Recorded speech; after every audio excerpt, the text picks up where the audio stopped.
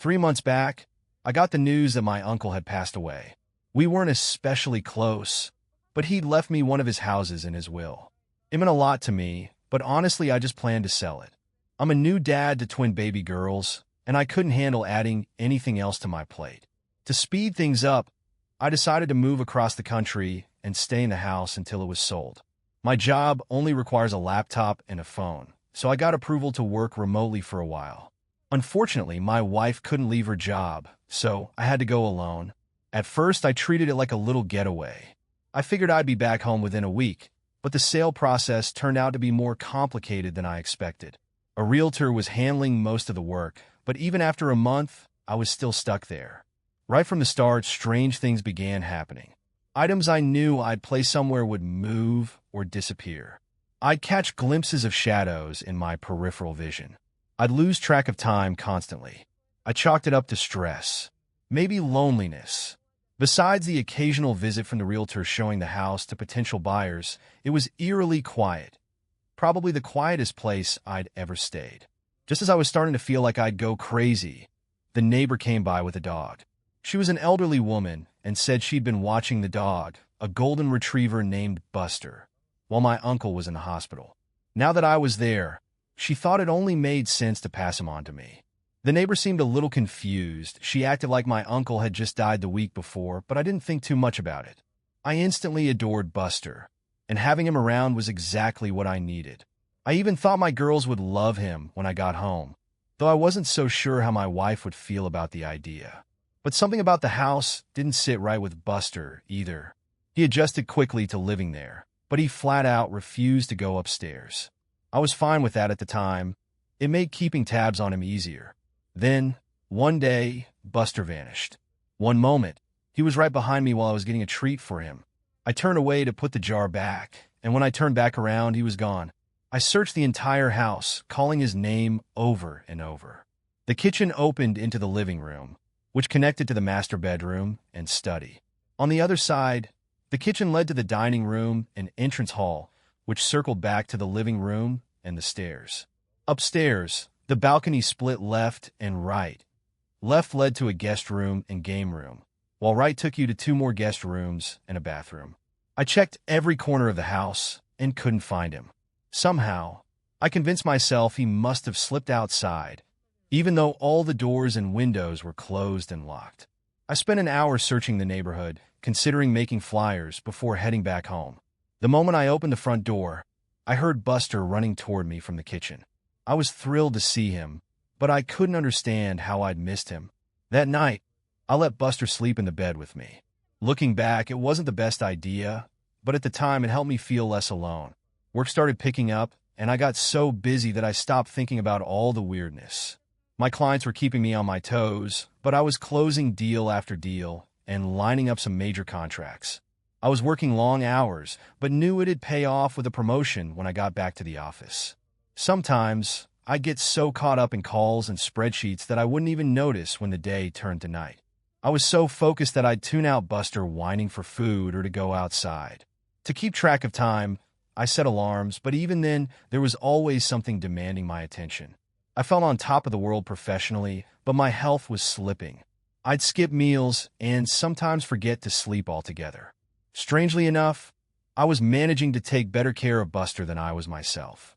My good mood came to a crashing halt. Literally, Buster was whining behind me as I wrapped up another spreadsheet when we both heard a door slam upstairs.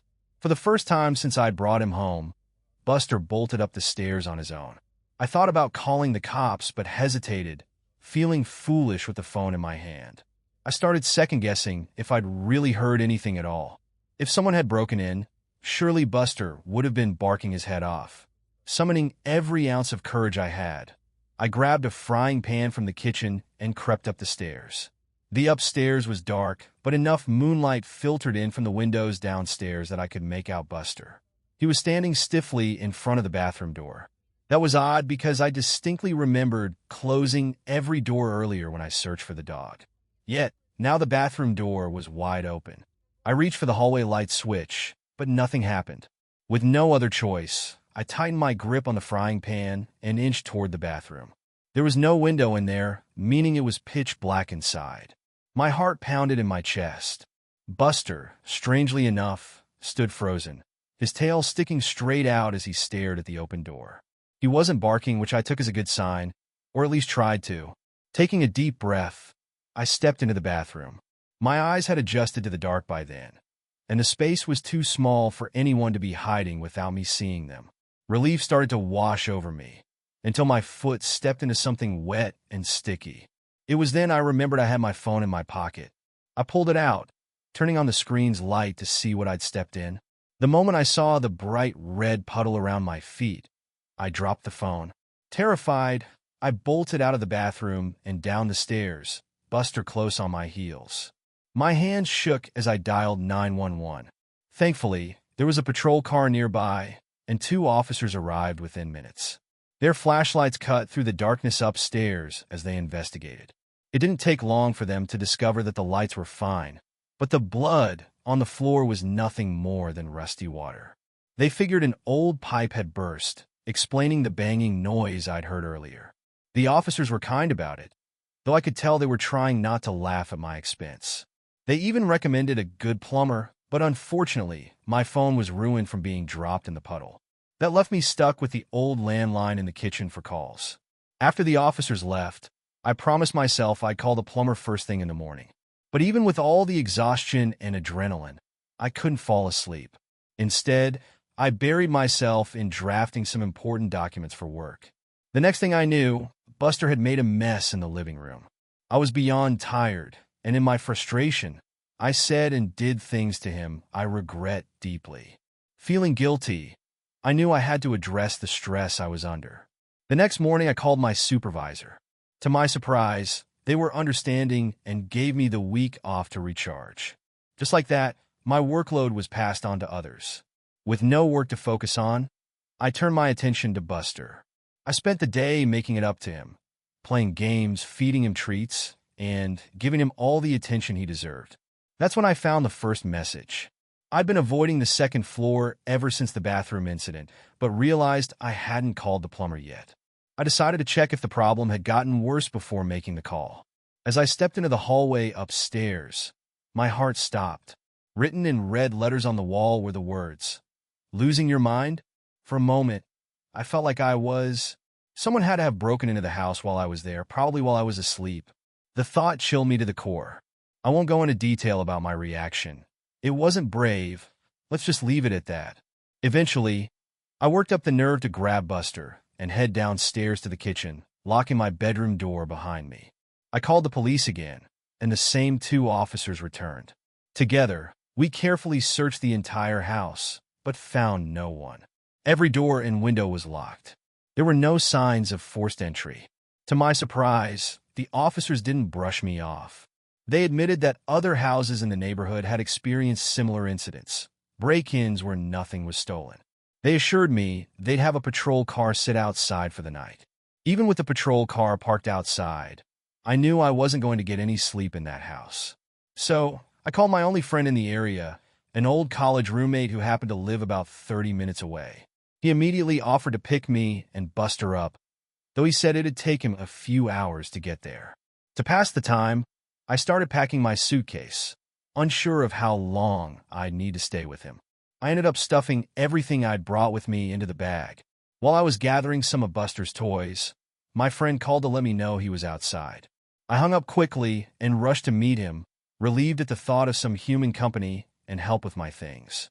But when I opened the door, the driveway was empty. No friend, no car. Confused, I called him back. He insisted he was right there outside the house. I listened as he described getting out of his car, walking up to the front door, and knocking. I even heard the door open, followed by an elderly woman's voice greeting him.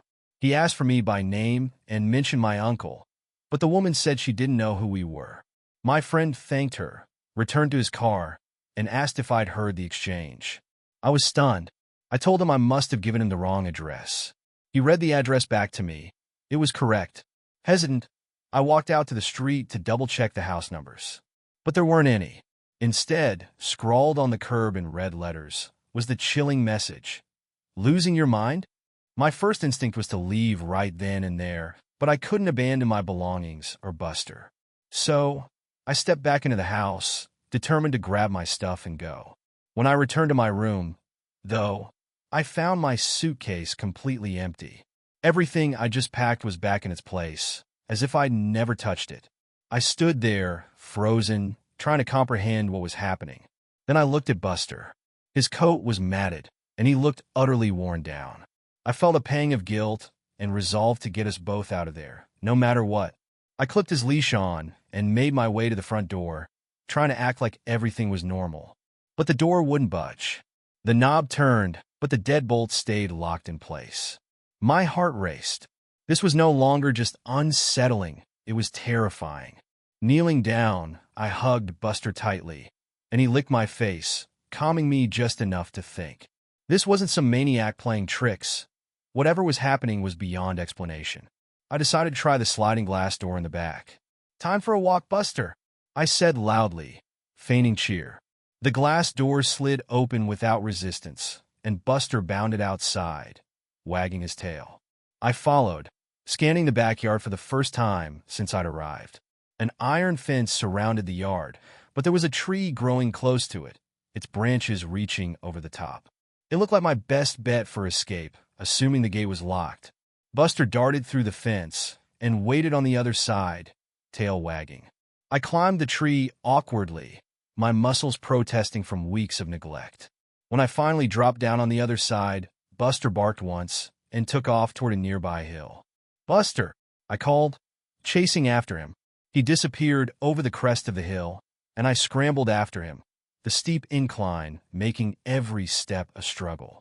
Someone had laid stones into the hill to make a rough staircase, and I focused on keeping my footing as I climbed. When I reached for the next step, my hand grabbed carpet. I froze and looked up. I wasn't outside anymore. I was at the second-floor landing of the house. The stairs leading down to the entrance hall and living room stretched below me. Buster was gone. Exhausted and defeated, I collapsed onto the landing, calling for him weakly. Minutes passed before the phone in the kitchen rang. Startled, I rushed down the stairs, tripping on the way, but barely noticing the pain as I grabbed the receiver. "Hello," I croaked, my voice shaky. "Honey." My wife's warm voice filled my ears, and for the first time in days, I felt a flicker of hope. She sounded worried. "I haven't heard from you in so long. Are you okay?" I tried to respond, but was too overwhelmed to form coherent words. She continued, her concern growing. "Your office called me. They said they haven't heard from you in over a week." I blinked, confused. "What do you mean?" "They gave me the week off." "No, they didn't," she said firmly. "You were supposed to keep working. Are you sure you're okay?" Her words stopped me cold. "How long have I been here?" I asked, my voice barely above a whisper. "Honey, you've been gone almost 9 days." My stomach sank, but I forced myself to speak steadily. "Listen, you need to call the cops. Something's wrong. I think I'm having a medical emergency." I was grasping for an explanation that would limit follow-up questions, but as the words left my mouth, I realized this might actually be true. Maybe I was dealing with a gas leak or a brain tumor. Both seemed far preferable to staying in what felt like a haunted house. My wife's voice crackled through the receiver. "Baby, what's wrong? Are you okay?" Out of the corner of my eye, I thought I saw a shadow shift unnaturally. Swallowing hard, I answered, "I think I'm okay, but this house isn't. There's something wrong here. Please call the police. Tell them my uncle's name. They'll know the house. And maybe send an ambulance, just in case." She hesitated. "You're not making any sense. Please, just listen to me," I begged. "I need help." Her tone suddenly shifted, mocking and unfamiliar. "Oh, you need help? Pretty please? With a cherry on top?" I froze, staring at the phone in disbelief. The voice on the other end still sounded like her, but carried a cruel edge I'd never heard before. "Does your tummy hurt? When's the last time you ate?" "I wonder," her tone darkened. "I wonder what Buster tastes like." The phone clattered onto the cradle as I slammed it down, my heart pounding. I tried to steady myself, but the mocking voice had planted a seed of doubt. My stomach churned, reminding me that I couldn't remember the last time I'd eaten. Before I could dwell on it, A familiar whine drifted from upstairs. Buster. Despite my sore, bruised legs from my earlier fall, I forced myself to move. Pain shot through me as I climbed the stairs yet again, clutching the railing for support. At the top, I saw Buster lying on his side in front of the bathroom, looking thinner than ever. His ribs jutted out visibly, and his shallow breaths barely lifted his chest. The messages on the walls had multiplied. "Losing your mind?" was scrawled everywhere, on the ceiling, the floor, and the hallway walls. Some words still dripped with fresh blood.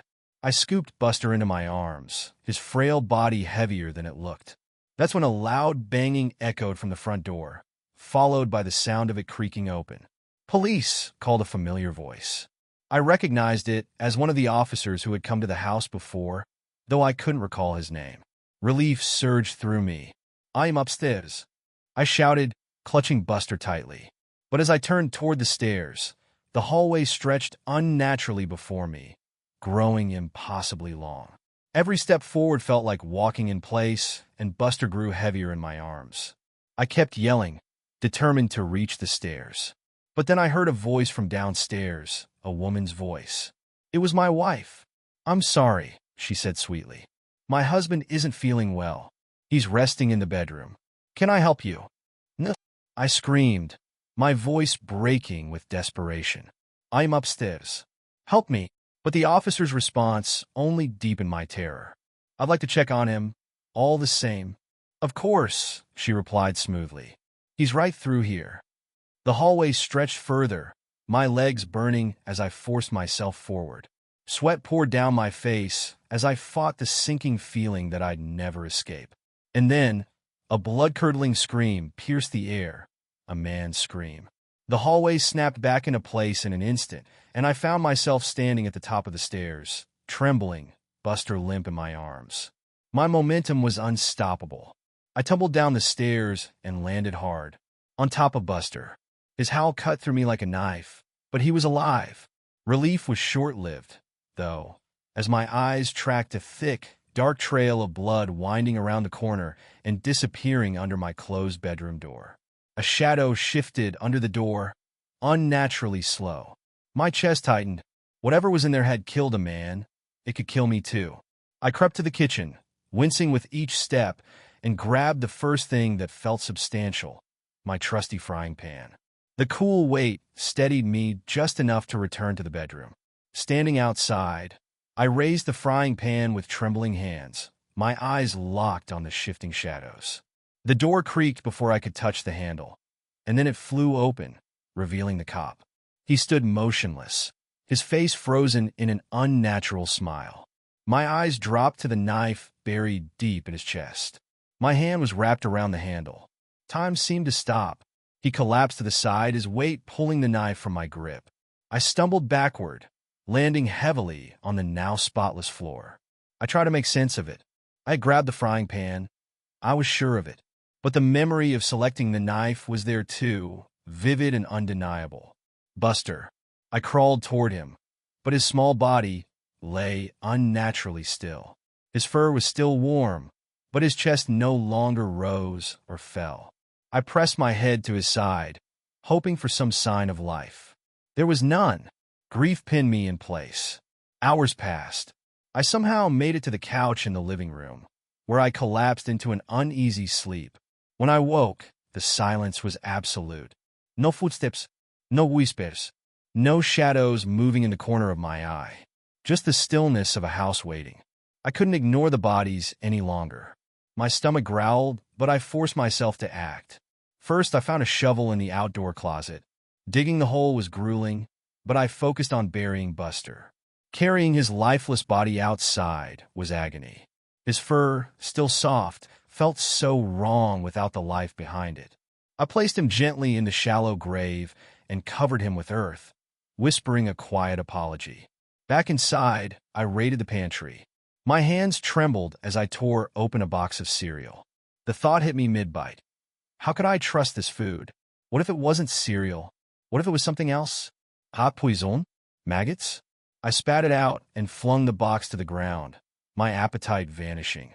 The ghosts, if that's what they were, had made me doubt even my own senses. As I paced, my eyes fell on the front door. It was open. A cool breeze swept through the room. For a moment, I froze. This had to be another trick. The door would slam shut. Or worse. But the open sky beyond was too tempting. Step by cautious step, I approached. The breeze brushed my face as I passed the threshold. Freedom. The cop car sat waiting in the driveway, the keys perched on the seat like an invitation. My mind scrambled for an explanation. Maybe the cop had been complicit in the house's dark history. Maybe his death had freed me. Or maybe it was another trap. But I didn't care. I climbed in, started the engine, and drove away without looking back. The sunlight warmed my skin, and I reveled in the sense of freedom. I drove aimlessly, taking turn after turn, without a destination in mind. Left, right, left, right. But something was wrong. The streets grew eerily empty. No pedestrians, no cars, no signs of life. I glanced at the road ahead and felt my stomach drop. Where was everyone? Where was I? The words blurred on the screen. My hands trembled, hovering over the keyboard as though their motion alone could stave off the encroaching dark. I couldn't stop. The thoughts spilling from my mind seemed to twist, loop back, and mock me with every line I typed. Was Buster ever real? Was I? The keyboard keys felt sticky now, though I didn't dare look down. My mind raced to recall details that were slipping away like sand through my fingers. My uncle's name, my daughter's, my wife. Nothing came, just emptiness. And then, without warning, the screen went black. My voice cracked, raw and desperate. I slapped the sides of the laptop, the keys, the table, anything to make it come back. But the dark reflection of my face on the screen was all I saw. Except, there was something behind me. A figure loomed, featureless and still, a silhouette against the dim light of the room. My breath caught as I spun around, the chair screeching against the floor. The figure was gone, but the air was wrong now, heavy with static. The room seemed smaller, the walls closer, the corners darker. I turned back to the laptop. The screen flickered back to life. It wasn't my post anymore. The words scrolled across in real time, as though some unseen hand were typing. You've tried so hard, haven't you? But you can't escape. You can't even leave yourself. Who are you trying to fool? We're all you have left. I choked on a sob. My vision swam as I clawed at the keyboard, desperate to delete the message, but the keys no longer responded. The screen flickered again. Now it showed the front door, the angle of the camera unmistakably that of someone or something standing outside. The doorknob twisted. No. I scrambled back, the chair tipping over as I fell to the floor. My body felt heavy, like the weight of the house itself pressed down on me. The door creaked open, and then silence. I stared, my chest heaving, as the door yawned wide to reveal nothing but a void beyond. It wasn't darkness, not entirely. Shapes writhed within it, flickering and shifting, as though they couldn't quite hold their form. A voice broke the silence, low and dripping with malice. We're not done with you yet. My muscles refused to move as the void began to seep into the room, like smoke curling into every crevice. The walls around me dissolved, and the air grew cold. The laptop screen was the last thing I could see. The words on it now were mine, but I didn't remember typing them. I'm sorry. I've disappointed you all. For the last time, goodbye. The void swallowed everything.